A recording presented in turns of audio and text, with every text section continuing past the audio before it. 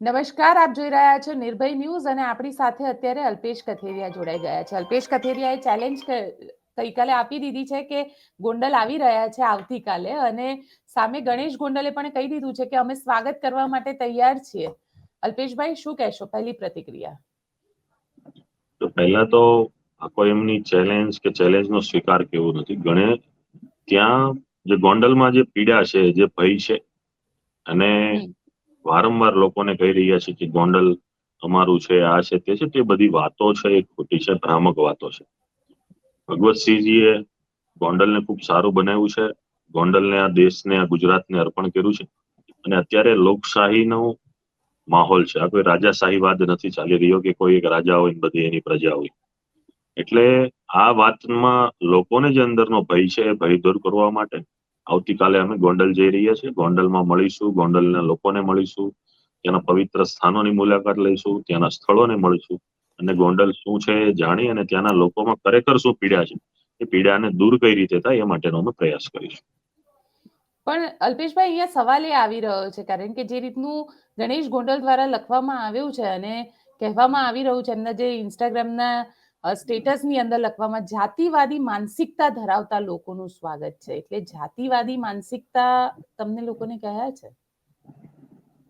જાતિવાદ ક્યારેય પટેલ સમાજનું કોઈ પણ યુવાન હોય જાતિવાદીમાં, એનું હું તમને કારણ કહી દઉં કે કણમાંથી મણ પેદા કરીને 18 જ્ઞાતિના પેટને ભરવા માટેનું કામ પટેલ સમાજ કરે છે. અને આજ દિન સુધીના ઇતિહાસમાં પટેલોએ બે હાથે આપ્યું છે, ક્યારેય કોઈનું લીધું પણ નથી.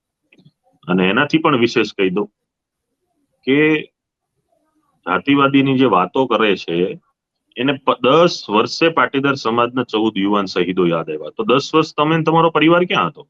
ત્યાં સુધી તમને કોઈ યાદ ન આવ્યા? બધી લડાઈ થઈ ત્યારે ક્યાં હતા? તો બોલાય, કેમ ન બોલ્યા? 10 વર્ષ પછી સમાજના યુવાનો તમને યાદ આવે છે, સમાજ યાદ આવે છે, પાટીદાર સમાજની હવે તમને કિંમત સમજાય છે. જે સમાજ, જે વ્યક્તિ ગુજરાતના 18 વર્ણ જેમને મતોથી જીતાવે છે, એ ચૂંટણી પછી એમ લોકોને દબાવવાના, ભયભીત કરવાના, લોકોના ધંધાને નુકસાન કરવાનું, આ કઈ રીતની પ્રવૃત્તિઓ ચાલે છે? આવી પ્રવૃત્તિઓ ગોંડલમાં કે ગુજરાતની કોઈ પણ ભૂમિ પર સાંકવામાં ન આવતી હોય ત્યારે ગોંડલમાં સાંકવી જ ન જોઈએ. જ્યાં પણ આવી વસ્તુઓ થતી હશે, લોકોને અન્યાય થતો હશે, ત્યાં એમનો ચોક્કસ અમે અવાજ બનીશું. જાતિને બાદ કરીને 18 વર્ણની કોઈ પણની પીડા હશે, પીડાને સાંભળીશું, અને આવતીકાલે 18 વર્ણના લોકો અમારી સાથે જોડાવાના છે. તમે કહી રહ્યા છો કે 18 વર્ણના લોકો તમારી સાથે જોડાવાના છે, પણ ગણેશ ગોંડલે જે સુલતાનપુરમાં સભા કરી હતી અને એ સભાની અંદર તો ખૂબ સ્પષ્ટ શબ્દોમાં ચેલેન્જ હતી, અને એવું પણ કહ્યું હતું કે આશાપુરા રોડ ઉપર ગીતા વિલા મારું નિવાસસ્થાન છે, હું લોકોની વચ્ચે રહું છું. ત્યાંના લોકો, તમે ત્યાંની જાતિવાદી માનસિકતાને ભડકાવી રહ્યા છો, અને સાથે સાથે પાટીદાર યુવકોની મૃત્યુની વાત કરી, જે તમે અત્યારે કીધું, પણ ઘણા બધા એવા મુદ્દાઓ ઉપર વાત કરી હતી કે અલ્પેશ ઢોલરિયા હોય કે અન્ય લોકો હોય, ક્યાંક ને ક્યાંક આરોપ લગાવવામાં આવે છે. બેન, આપણે જાણીએ છીએ કે ત્યાં ઘરે પણ એટલી સુરક્ષા રાખે છે, અને ઘરની બહાર નીકળે તો પણ ગનમેન ને બોડીગાર્ડ સિવાય બહાર નથી નીકળતા. જો આટલું જ સરસ તમે ગોંડલ બનાવ્યું છે, તો ગનમેનો, બોડીગાર્ડો, બાઉન્સર લઈને શા માટે ફરો છો? લોકોને ડરાવવા, ધમકાવવા માટે, કે તમારી સુરક્ષા માટે ક્લિયર કરવું જોઈએ? ગોંડલ સુરક્ષિત છે, લોકો સુરક્ષિત છે, તમે શા માટે આ બધા હથિયારબંધ બોડીગાર્ડો લઈને આટા મારો છો? શું કઈ ભય છે કે લોકોમાં ભયનો માહોલ ફેલાવો છે? એટલે આ બધી ખાલી કહેવાની તકવાદી વાતો છે. સુલતાનપુરની સભામાં પોતે જ પોતાની 25-50 ગાડી લઈને માણસોને બેસાડવાના, જે ચાલુ જવાબદાર વ્યક્તિઓ છે એને બેસાડવાના, જેના છોકરાના ટેન્ડરો છે એના હાથમાં માઇક આપવાના, એટલે એની વાહવાહી કરે. એટલે આ બધી પ્રી પ્લાનિંગ વાળી સભાઓ હોય છે. અમારું કોઈ જ પ્લાનિંગ નથી. જેવી એમને વાત કરી, મેં એમને સમય આપ્યો, આવતીકાલે આવીશું, મળીશું, અને જે વિસ્તારમાં જ્યાં પણ અમારી ઈચ્છા થશે ત્યાં જશું અને ફરીશું. તમે કહી રહ્યા છો કે આખા ગોંડલમાં તમે ફરશો, તો તમારી આ જે સભા છે કે જે પણ તમે રેલી સ્વરૂપે જશો, શું હશે આખું પ્લાનિંગ? તમે લોકોએ કોઈ સ્ટ્રક્ચર વિચાર કર્યું છે? અને ત્યાંથી અમારું કોઈ સ્ટ્રક્ચર નથી. અમારે કોઈ એની જેમ ગાડીઓ ભરીને માણસો નથી લઈ જવાના. અમારે કોઈને કોઈ ડીઝલના ભરીને નથી દેવાના, કે અમારા ફાર્મ હાઉસોમાં અમારે મીટિંગ કરીને આયોજન નથી કરવાનું. અમે સ્પષ્ટ વાત કરી છે કે અમે આવીએ છીએ, ત્યાં જશું, મળીશું, કોઈ પ્લાનિંગ નથી. ખાલી શરૂઆત છે કે મંદિરે પગે લાગીને આગળ વધીશું, ગોંડલના લોકોને મળીશું, જનતાને જાણીશું, સગા સંબંધી મિત્રોને ત્યાં જશું અને ગોંડલમાં ફરીશું. પણ તમને લાગે છે એનાથી લો એન્ડ ઓર્ડર સિચ્યુએશન પણ ક્યાંક ખરાબ થઈ શકે છે? ના, એનાથી લો એન્ડ ઓર્ડર નો પ્રશ્ન તો એ તો કહી છે ગોંડલ ખૂબ સારું છે, તો આમાં લો એન્ડ ઓર્ડર ક્યાં જશે? ગોંડલ એટલું બધું મસ્ત છે, ગોંડલમાં પરિસ્થિતિ સારી છે, ગોંડલ ભયભીત નથી, તો કાયદો અને વ્યવસ્થા પરિસ્થિતિને કઈ થવું જ ન જોઈએ ને. ગોંડલ ખૂબ સારું છે તો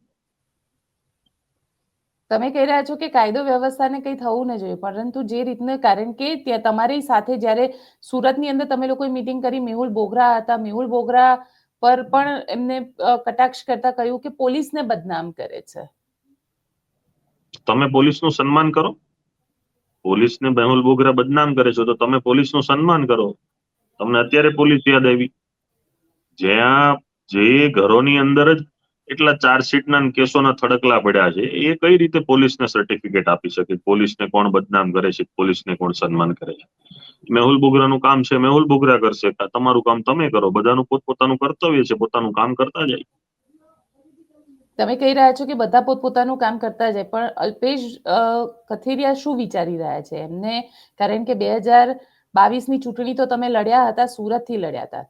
હવે ગોંડલ તરફ નિશાન છે, કારણ કે બધા ચર્ચા એવી ચાલી રહી છે કે ક્યાંક રાજનીતિક ફાયદો લેવા માટે થઈને આ બધું કરવામાં આવી રહ્યું છે.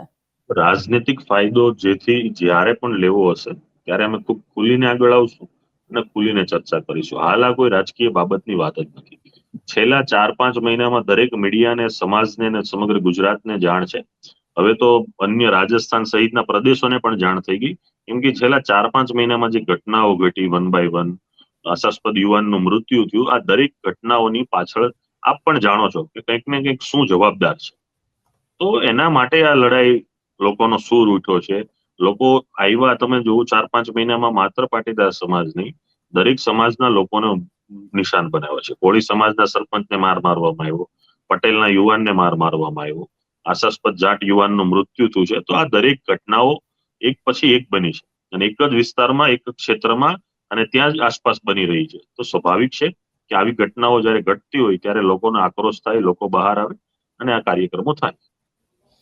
પણ અલ્પેશભાઈ, અહીંયા સવાલ એ છે, કાલે તમે ગોંડલ જઈ રહ્યા છો, તો જે આ પ્રકારના વિક્ટિમ્સ છે એ લોકો સાથે પણ મુલાકાત કરવાના છો? એ લોકો સાથે પણ એમના ઉપર જે આપવીતી છે એ બધું સાંભળવાના છો? જે એમાં જે પાટીદાર યુવાન વાળી વાત હતી, એમાં તો એમના પિતાએ એમની સાથે બેસી અને બંને પક્ષે સુખદ સમાધાન કર્યું છે. વાર્તા પૂર્ણ થઈ છે. જાટ સમાજનું પરિવાર છે, હાલ ગુજરાતમાં છે નહીં, એ એમના વતન ખાતે છે. જે પરિવારો ત્યાં હાજર હશે અને મળી શકાશે તો એ પરિવારને પણ અમે સંપર્ક કરીને મળીશું. કારણ કે એવા ઘણા બધા લોકો છે જે લોકો અમને પણ સંપર્ક કરતા હોય છે, કારણ કે ક્યાંક ને ક્યાંક પોતે પીડિત હોય છે. ચોક્કસ તમારો સંપર્ક કરે તો અમારો પણ ધ્યાન દોરીજો.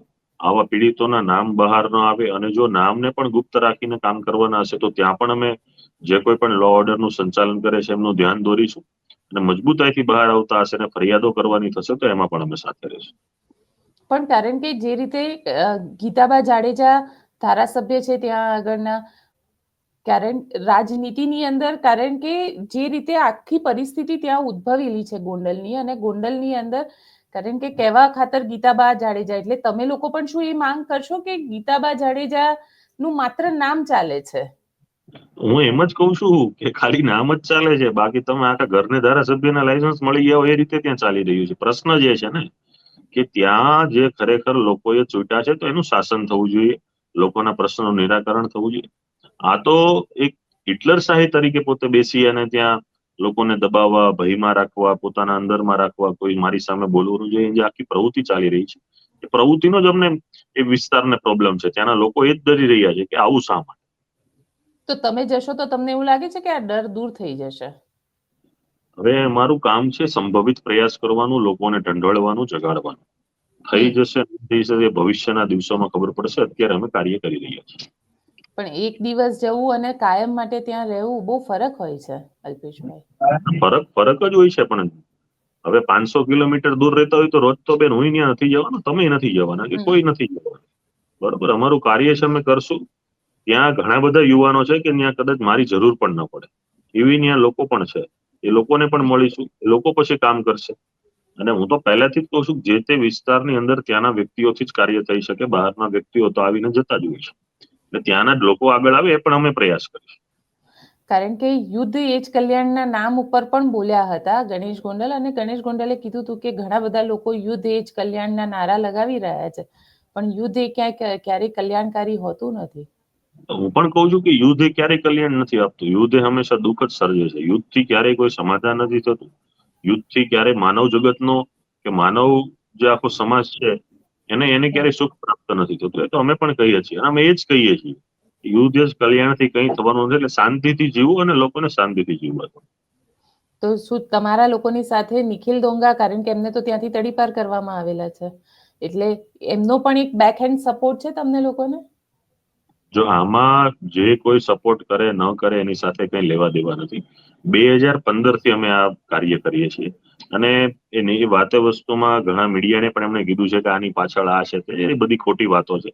કેમ કે 2015 થી અમે આ બધું કરીએ છીએ. ત્યારે નિખિલભાઈ ડોંગાને એ કોઈ પ્રશ્ન જ નથી. અને હાલમાં જે ઘટનાઓ ઘટી છે એના લીધે આ બધા રિએક્શનો આવ્યા છે. ઘટનાઓ જો ઘટી જ ન હોત તો આ બધા પ્રશ્ન જ ઉપર નહોતા થવાના. અને આવતીકાલે આખો દિવસ ત્યાં આગળ રહ્યા બાદ પછી, કારણ કે સાંજના સમયે ત્યાં આગળ અમિત ચાવડા પણ છે, એટલે રાજનીતિ તો ક્યાંક ને ક્યાંક ચોક્કસથી થવાની છે. તમે છો, તમારી સાથે અન્ય કોણ કોણ છે? અત્યારે હું છું, મારી સાથે અહીંયા સુરતથી ધાર્મિકભાઈ માલવિયા છે અને અમદાવાદથી જિગીશાબેન ને એ લોકો પણ ત્યાં આવવાના છે. બીજા કોઈ મિત્રો આવવાના છે કે એનો હજી કોઈ વાત નથી થઈ. અમે તો જાહેર કોલ આપ્યો છે. હવે કોઈ આવે ન આવે એની સાથે કોઈ મતલબ નથી. અમે જે પણ એમને વાત કરી હતી કે આવીને ગોંડલમાં આવે તો અમે ગોંડલમાં જશું. જે રીતે એમને સ્વાગત કરવું એ રીતે કોઈ પણ પ્રકારનો વાંધો નથી. જેમ સ્વાગત કરવું એમ કરે. અમે ગોંડલમાં આવતીકાલે મજબૂતાઈથી જશું. તમે પોલીસ પ્રોટેક્શન કે કોઈ માંગણી કરી છે? નહીં, કોઈ પોલીસ પ્રોટેક્શન, કોઈ સુરક્ષા, કોઈ બોડીગાર્ડ, કોઈ ગનમેન લઈને અમે નથી ફરવા. અને ત્યાં આગળ ખોડલધામ તમને આ બાબતમાં, કારણ કે તમે બધા ખોડલધામ સાથે કનેક્ટેડ છો, અમે સમાજના કે અન્ય સમાજના દરેક ધામ સાથે સંગઠિત છીએ અને દરેક લોકોના ફંક્શનમાં પણ જઈએ છીએ. બીજા સમાજના પણ જે પણ ધાર્મિક સ્થાનો છે એના કાર્યક્રમોમાં પણ જઈએ છીએ. અને જ્યારે કોઈ પણની જરૂર પડશે ત્યારે દરેક સમાજ સંસ્થા, ધાર્મિક સંસ્થાઓની અમે મદદ લેશું. પણ તમને નથી લાગતું કે આનાથી જે લોકો ગોંડલમાં રહી રહ્યા છે એ લોકોને તકલીફ વધી શકે? એની તકલીફ માટે જ જઈએ છીએ બેન. જે તકલીફો છે ને એના માટે જ જઈએ છીએ. વધશે નહીં, ઘટશે. તકલીફો ઘટશે, વધશે નહીં. કારણ કે લો એન્ડ ઓર્ડર સિચ્યુએશન તો પોલીસના હાથમાં હોય છે. જો પોલીસ જ આમની અંદર કંઈ કરતી ન હોય તો પછી લો એન્ડ ઓર્ડર નું કામ છે પોલીસનું, તો પોલીસનું કામ કરશે. સામાજિક સ્તર પર અમારે અમારું કામ કરવાનું છે. પોલીસનું કામ કરશે. એને એવું લાગશે કે લો એન્ડ ઓર્ડર બડાડવા માટે સામે કોઈ લોકો છે, કોઈ વિરોધાત્મક કાર્યક્રમો કરવાના છે, કોઈ બહારથી આવવાના છે, તો પોલીસનું કામ કરશે 100%. તમે પોલીસના પોલીસ પરમિશન લીધી છે ને? પોલીસ પરમિશન નહીં હોય તો સભા કે સરઘસ નથી. વ્યક્તિગત જાઉં છું, મળવાનો છું. એમાં કોઈ પરમિશનની જરૂર નથી. અને તમારી સાથે લોકો જોડાયા તો લોકો જોડાય કે ન જોડાય તો મને કેમ ખબર પડે? તો આવતીકાલે હું જાઉં પછી ખબર પડશે કે લોકો જોડાય છે કે નથી જોડાતા. બિલકુલ અલ્પેશભાઈ, આપ અમારી સાથે જોડાયા તેના માટે આપનો ખૂબ ખૂબ આભાર. Thank you.